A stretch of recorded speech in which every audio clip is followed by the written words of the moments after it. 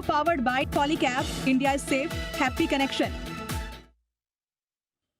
Big data के साथ शुरुआत करेंगे, लेकिन पहले वीकली डेटा बताएं। वीकली डेटा बता देता हूँ। वैसे बहुत ज़्यादा बताने को वीकली डेटा में है नहीं। सिंपल सी चीज़ ये कि आज निफ्टी और मिड कैप सेलेक्ट इंडेक्स लगातार तीसरे दिन कमज़ोर रहे हैं। 3 दिन से नेगेटिव बंद हो रहे हैं, 0.3% दोनों ही नीचे रहे हैं। बैंक निफ्टी लगातार दूसरे हफ्ते कमज़ोर रहा है, 0.5% नीचे बंद हुआ है। स्मॉल कैप इंडेक्स गजब की तेजी दिखी है, पूरा 1 पॉइंट ऊपर बंद हुआ है वीकली बेसिस पे। सॉरी, 0.5 पॉइंट ही था, मैंने 1 पॉइंट लिखा राउंड फिगर में। मतलब कुल मिला के ये कि सेम का सेम रहा है। हाँ, उसके पिछले हफ्ते ज़रूर वो कमज़ोर रहा हुआ था, तो फाइनली 1 पॉइंट ऊपर होता है। तो कोई पिछले 3 हफ्ते कमज़ोर रहा है स्मॉल कैप इंडेक्स। इतना भी मत भागो। हाँ, पिछले 3 हफ्ते स्मॉल कैप इंडेक्स थोड़ा सा कमज़ोर रहा था, बस बाद में चौथे हफ्ते में एकदम फ्लैट बंद हुआ, 1 पॉइंट ऊपर। अब आइए, PSU बैंक इंडेक्स करीबन 1% से ज़्यादा, IT इंडेक्स 1% से ज़्यादा मजबूत होकर पिछले हफ्ते के 2 स्टार परफॉर्मर जो 1% से ज़्यादा ऊपर बंद हुए। निफ्टी एनर्जी इंडेक्स 0.7% और निफ्टी बैंक इंडेक्स 0.5% ये नीचे बंद हुआ। देखिए, PSU इंडेक्स ऊपर, बैंक निफ्टी नीचे। मतलब private sector banks HDFC ICICI, पता है ना आपको, रोज बोल ही रहा हूँ, यही नहीं बढ़ रहे। फिर भी उसके बावजूद PSU बैंक्स अच्छे चले हैं। तो ये आपके लिए वीकली डेटा है। ठीक है, ज़्यादा काम के लिए थोड़े सी बस। शुक्रवार को क्या हुआ? निफ्टी की 4 दिनों की गिरावट पर ब्रेक लगा। थैंक गॉड, सबसे बढ़िया काम तो यही हुआ। और 4 दिनों से जो निफ्टी लोअर लो लोअर हाई बना रहा था, उस पर भी ब्रेक लग गया और बना हायर हाई हायर लो। तेजी के संकेत लौटते हुए फिर नजर आए हायर हाई हायर लो बनने के साथ निफ्टी पर शुक्रवार को। अब आइए बैंक निफ्टी, 3 दिनों की कमजोरी पर इस पर भी ब्रेक लगा है। और लेकिन इसने पिछले दिन की रेंज में ट्रेड किया, न पिछले दिन का हाई तोड़ा न पिछले दिन का लो तोड़ा, सेम रेंज में ट्रेड किया। यानी कि गुरुवार की रेंज और शुक्रवार की रेंज में कोई बदलाव हुआ नहीं। ठीक है, 25 दिनों से बैंक निफ्टी 58,800 के नीचे बंद नहीं होता, 59,800 के ऊपर बंद नहीं होता, जाता है 58,800 के आसपास, बंद वापस ऊपर हो जाता है। और पिछले गुरुवार को भी और शुक्रवार को भी इसने यही किया, मैं नहीं जाऊंगा, 58,800 के नीचे वापस आ गया। मिड कैप सेलेक्ट इंडेक्स में लगातार दूसरे दिन तेजी हुई है, हायर हाई और हायर लो बनाए। ये साफ साफ मजबूती के संकेत दे रहा है। अच्छा, वेल डन, जो अच्छा करे वेल डन। ठीक है, फिर आओ मिड कैप सेलेक्ट इंडेक्स, लगातार 24 दिनों से बीच में एक आध बार ऐसा होता है जब ये थोड़ा हिल जाता है, लेकिन वापस से 13,700 14,100 की रेंज में ऊपर जाकर बंद हुआ है, 13,862 पर। तो एक दिन 13,652 पे बंद हुआ था, आपको याद होगा 2 दिन पहले हमने कहा कि हम एक दिन में रेंज तोड़ा हुआ नहीं मानेंगे। करेक्ट, देखेंगे इतनी बड़ी रेंज है, इतनी बड़ी साइज़ की है, 50 पॉइंट से ज़्यादा फर्क नहीं पड़ता। और आप देखिए वापस से रेंज में आ गया मिड कैप में। तो mid cap index select index में अभी तक कमजोरी के संकेत नहीं आए। अब आइए स्मॉल कैप, लगातार दूसरे दिन यहाँ पर तेजी और लगातार दूसरे दिन हायर हाई, यहाँ भी तेजी। तो for a change Nifty bank Nifty के मुकाबले में मिड कैप और स्मॉल कैप ज़्यादा मजबूत दिख रहे हैं। और स्मॉल कैप में भी लगातार 300 दिनों से लोअर लो लोअर हाई बनने पर लगाए ब्रेक। ज़्यादा चारों इंडेक्स में अगर आप मुझे पूछेंगे शुक्रवार के सेशन के हिसाब से, नंबर 1 पर सबसे मजबूती में कौन? Mid cap select. नंबर 2 में कौन? Small cap. नंबर 3 में कौन? Bank Nifty. बैंक निफ्टी सबसे नीचे चौथे नंबर पे है, ये आपके लिए। लेकिन बैंक निफ्टी को ज़्यादा दिन आप कमज़ोर रख नहीं सकते, कौन जाने आज ही कोशिश कर ले आगे निकलने की। स्मॉल कैप इंडेक्स फिर से 17,000 के बड़े लेवल को बार बार लगातार होल्ड कर रहा है, बंद उसी के ऊपर होता हुआ दिख रहा है। ठीक है, दिग्गज शहरों में क्या हुआ है सर? रिलायंस ने लगातार दूसरे दिन हायर हाई हायर लो बनाया and I am loving it. पिछले 11 दिनों से 1525 1560 की रेंज में ये रिलायंस था।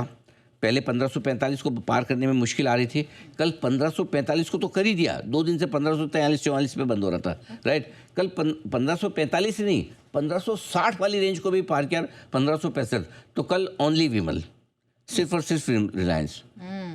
आगे की ओनली विमल से मतलब एक ज़माने में रिलायंस की ब्रांड होती थी विमल, और उस समय है ना रिलायंस को इससे नाम से ओनली विमल से जाना जाता है। मैं बताने वाली थी कि आप इसको एक्सप्लेन कर देता है, दर्शक कंफ्यूज ना हो। उस समय ना कपड़े के लिए 2 ही कंपनियां फेमस थी, रिलायंस और बॉम्बे डाइंग।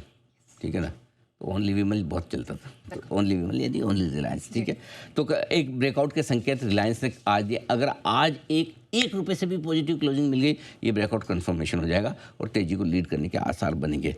अब आइए ICICI बैंक, कुछ नहीं, फुल टाइम पास चल रहा है इसका। पिछले दिन की रेंज में ट्रेड किया, कुछ किया नहीं है, और लगातार 25 दिनों से तीसरे दिन 25 दिनों की जो ट्रेडिंग रेंज है 1360 1400 उसके नीचे, अभी भी ये 1360 के ऊपर वापस आ नहीं पा रहा है। तो 3 दिन से रेंज टूटने कमज़ोर है, इसमें कोई डाउट नहीं। ICICI बैंक में अभी तक मजबूती का संकेत नहीं आया। सेम HDFC बैंक, लेकिन HDFC बैंक में थोड़ा बेहतर है काम है। 4 दिनों की कमजोरी पर ब्रेक लगाए और 4 दिनों से ये लोअर हाई बना रहा था, इस पे भी ब्रेक लगाए। अच्छा, तो HDFC बैंक ने कमजोरी रोकी है, मजबूती अभी नहीं बनाई है। ICICI बैंक ने तो अभी तक कमजोरी भी नहीं रोकी है, HDFC बैंक ने कमजोरी रोकी है। और HDFC बैंक कल हायर हाई हायर लो बनाकर 100 DA में जो 985 है इसके आसपास हुआ है बंद। HDFC बैंक का 100 DA में 985 है, 50 DA में 994 है, लगभग इसी के आसपास बार बार बंद होता दिख रहा है। 2 महीनों के लोअर लेवल से पहुंच चुका था गुरुवार को, वहाँ से हल्की रिकवरी आई है, थोड़ी सी रिलीफ देने वाली है। लेकिन अभी भी जो बड़ी रेंज है 52 दिनों से HDFC बैंक की 970 1020 इसी में अटका पड़ा है। ओके सर, FIDIs खासतौर से FIs, कोई ऐसा डेटा है जो गुड न्यूज़ की तरफ इशारा कर रहा है? हाँ है ना, क्या? बहुत बढ़िया डेटा। अच्छा, FIs की फ्यूचर्स लॉन्ग पोजीशन बढ़कर 9% के करीब पहुंच रही है। ये बहुत बढ़िया नहीं है, बहुत बढ़िया वाला आ गया है। पहले तो ये कि FIs की पोजीशन 2 महीने के लोअर 8.15% के आसपास के लेवल से थोड़ी सी बढ़ी है। कैश में लगातार तीसरे दिन खरीदारी की 1831 करोड़ की, ये अच्छा डेटा है। दूसरा, 21 अक्टूबर के बाद पहली बार ऐसा हुआ है कि FIs ने लगातार 3 दिन कैश में खरीदारी। 21 अक्टूबर, 21 नवंबर, 21 दिसंबर, बुलरन का दिन। ओके, तो वो ऐसा नहीं कि वीकेंड पे खाली एक बुलरन नहीं हुआ वही खराब हुआ है। हम बहुत गंदे तरीके से भी हारे पाकिस्तान से, बहुत शर्म आई थी मेरे को। मतलब हारने में जीतने में लगाता है गेम्स में, हम ज़्यादातर तो उनको हराते ही हैं और पूरी टूर्नामेंट में हमारी टीम नॉट आउट ही रही थी। ये डिसअपॉइंटिंग, इतना बुरा हार गया। थोड़ा क्या है उनके फिर है ना, भाव बढ़ जाते बिना मतलब ऐसे ही। ऐसा टाइट वाला मैच हार जाए तो ठीक है, चलो कोई बात नहीं, छोड़ जान दो। ठीक है सर, वर्ल्ड कप में हरा देंगे। नहीं, वो तो हराएंगे, वो तो आगे तो क्या है जहाँ जहाँ आएगा, बट ठीक है।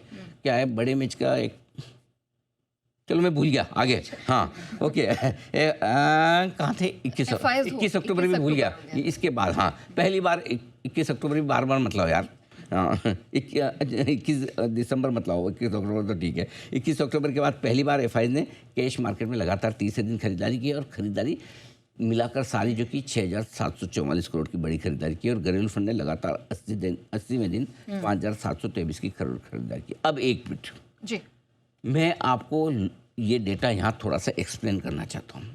हाँ प्लीज़। शुक्रवार के डेटा में 2 चीज़ें बहुत अच्छी। क्या? ये डेटा क्वालिटी वाइज और क्वांटिटी वाइज दोनों हिसाब से तगड़े हैं। नंबर 1, क्वांटिटी वाइज की पहले बात करें। जी, कैश में FIs ने खरीदा है और स्टॉक इंडेक्स फ्यूचर्स में भी खरीदा है और दम लगा के खरीदा है। ठीक है, 6,700 करोड़ कब हुआ पिछली बार इतना बड़ी खरीदारी का आंकड़ा? काफी टाइम के बाद। और चलो ये खरीदे तो कई बार क्या होता है, लोकल फंड रुक जाते हैं, जाने दो ये ले रहे हैं हमारे क्या। सही बात है। उन्होंने भी दम लगा के खरीदा 5700 करोड़ का। ये तो हो गई आपकी क्वांटिटी। अब क्वालिटी में आइए। क्वालिटी कब होती है? जब दोनों खरीदे कैश में और दोनों ने खरीदा है। क्वालिटी कब होती है? जब कैश में ही नहीं, स्टॉक फ्यूचर्स और इंडेक्स फ्यूचर्स भी खरीदे। FIs ने स्टॉक फ्यूचर्स भी खरीदे 3500 करोड़ के, इंडेक्स फ्यूचर्स भी खरीदे 1200 करोड़ से ज़्यादा के, अड़े हुए थे इंडेक्स, तो तीनों ही खरीदे। तीसरी बात, क्वालिटी कब होती है? तो पहले तो ये कि तीनों ने खरीदा, दोनों ने साथ खरीदा। और सबसे बड़ी बात, खरीदा तो है लेकिन बड़ा खरीदा है, छोटा मोटा नहीं खरीदा। ये खरीदारी मजबूती की ज़्यादा है, मजबूरी की कम है। Oh great. एक तो ये कि मजबूरी में खरीदना है, खरीदेंगे तो बहुत दिनों बाद। अब टचवुड, अभी क्या है, अभी भी हमारी आदत ऐसी है कि हम तो दूध के जले हुए हैं, तो अभी हम FIs पे इतना भरोसा नहीं करते। तुम तो ठहरे परदेसी, वो वाला मामला है। लेकिन कल पहली बार नेहा जी बहुत दिनों बाद ऐसा लगा कि हाँ FIs का भारत के प्रति मोह जागा है, या कम से कम उनका जो है ना वो हमारे प्रति दुर्भावना थी वो कम हुई है। क्योंकि ये आंकड़े क्वालिटी के लिहाज से बहुत बढ़िया है। क्वालिटी और क्वांटिटी दोनों एक साथ कभी मिलती नहीं है, बहुत मुश्किल से मिलती है। अगर एक की मिलती है तो दूसरे की नहीं मिलती है। दोनों रेस लगा के खरीदे थे, पहले कौन ज़्यादा खरीदे हैं, दोनों एकदम। तो FIs और घरेलू फंड, और सबसे बड़ी बात क्वालिटी वाइज एक और, इतने बड़े बड़े आंकड़े हैं जी, कोई ब्लॉक डील नहीं है, स्क्रीन पे है, ये बड़ी चीज़ है। सो कल के आंकड़ों में मुझे सबसे बड़ा सुकून मिला। और आज 150 पॉइंट की जो गिफ्ट निफ्टी की तेजी पे मुझे जो भरोसा है, ये भरोसा सिर्फ FIs और घरेलू फंड के आंकड़ों के दम पे। ओके, ये समझाना जरूरी था। ठीक है। Done sir, thank you so much ये बताने के लिए। अच्छा सर, अब ग्लोबल मार्केट के भी बिग डेटा बता सही में अच्छा लगा कैसे नाम के लिए थैंक यू। वाकई में अच्छा लगा, क्योंकि मेरा अगला सवाल यही था कि गिफ्ट निफ्टी की स्ट्रेंथ के पीछे क्या कारण है, तो आपने बता दिया। तो हाँ, लेकिन कारण तो बहुत और भी है। जी, जी। आज मैंने आपके लिए एक और इंटरेस्टिंग डेटा निकाला है कि क्या क्या पॉजिटिव है वो समझेंगे। पहले ग्लोबल बिग डेटा बता दूँ। डाउ और रसेल 2000 इनमें 3 हफ्तों की तेजी पर ब्रेक लगाए, पिछले हफ्ते हल्के से लाल निशान में बंद हुए। नैस्डैक और S&P 500 एक हफ्ते के ऊपरी स्तरों पर पहुंचे हैं। बिटकॉइन 6 अक्टूबर में जो लाइफ हाई बना चुका है $1,26,000 के आसपास, वहां से 30% नीचे रहा पिछले हफ्ते। रुपए में आए हाय लगातार 30 दिन मजबूती आती है रुपया, वाह क्या बात है। जैसे वो जापान वाला मैटर क्लियर हुआ, वहीं से रिकवरी आना शुरू हो गई। सही टाइम पे आरबीआई ने इंटरवेंशन भी किया। 16 दिसंबर पे हमने 91 रुपये 8 पैसे का लो बनाया था, वहाँ से 181 पैसे की रिकवरी आ गई निचले स्तरों से अब तक। बहुत बढ़िया, well done, keep it up. 1% से ज़्यादा की तेज़ी के साथ रुपए में पिछला हफ्ता जो है वो 22 जून के बाद का सबसे बेस्ट, यानी कि लगभग 5 महीने में बेस्ट परफॉर्मेंस रुपए की एक हफ्ते की आई है। डॉलर इंडेक्स लगातार चौथे हफ्ते गिरावट में, गिरते रहो। ओके, चांदी लाइफ हाई पर पहुँचा है 2,08,603। जी कहाँ रोकेंगे आप इसको, ये तो बढ़ती जा रही, मतलब है। मतलब पहले तो ये सोचते थे सोना ही अफोर्डेबल नहीं है, अब तो चांदी भी नहीं रही है अफोर्डेबल है। चांदी तो छोड़ो, अभी आगे और सुनो। लगातार चौथे हफ्ते चांदी में तेजी रही है। इस महीने 1/5 और अभी तक महीना खत्म नहीं हुआ है। 20 दिन में 20%। हर दिन 1% थोड़ा सा इक्विटी वालों को भी देखो भाई। चांदी में इस साल 131% की और सोने में इस साल 66% की कमाई हुई है। लगातार दूसरे हफ्ते सोना तेज रहा है। अब सोना चांदी छोड़ो, आपको एक और नई चीज़ बताता हूँ जहाँ आप कमाई करना भूल गए। प्लेटिनम ने पिछले हफ्ते $2,024 के ऊपर नया लाइफ हाई बनाया। चुपचाप पिछले हफ्ते 14% बढ़ाया। कौन सी बड़ी बात है, लेकिन बड़ी बात इधर देखो, इस साल प्लेटिनम में 122% की कमाई करके दी है। चांदी के साथ कंधे से कंधा मिलाकर चला। चांदी 131% और चुपचाप प्लेटिनम में 122%।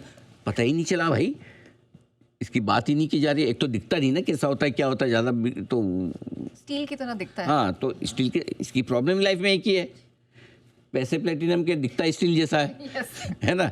तो अब बताना पड़ता है देखो जी ये प्लेटिनम का है है ना, नहीं तो पता नहीं चलता है। जो सोने में क्या जितना चमका के बनते हैं, और साउथ में तो आप जाओ, साउथ का सोना तो ऐसा चमकता है, बिल्कुल ज़बरदस्त शाइनिंग वाला। हर एक तरह के अपनी किसी को मैट फिनिश पसंद है, किसी को ग्लोस फिनिश। कॉपर की एडिशन डालते हैं, उस वजह से थोड़ा रेडिश ज़्यादा तेज है, लाल दिखता है। यहाँ पे 23-22 कैरेट का होता है, ज़्यादा येलो दिखाई देता है। बिल्कुल ठीक बात है। ये तो आपसे ज़्यादा कौन अच्छा जान सकता है, आपको प्रैक्टिकल एक्सपीरियंस भी, और पढ़ाई तो आपने की है सोने चांदी की। कच्चा तेल लगातार दूसरे हफ्ते गिरावट के साथ, और इस साल अब तक 19% का इसका थैंक यू हो चुका है। बहुत बढ़िया। निकल लगातार तीसरे दिन मजबूत है। कॉपर लाइफ हाई के आसपास है। ये सब बढ़िया चल रहा है। All is well.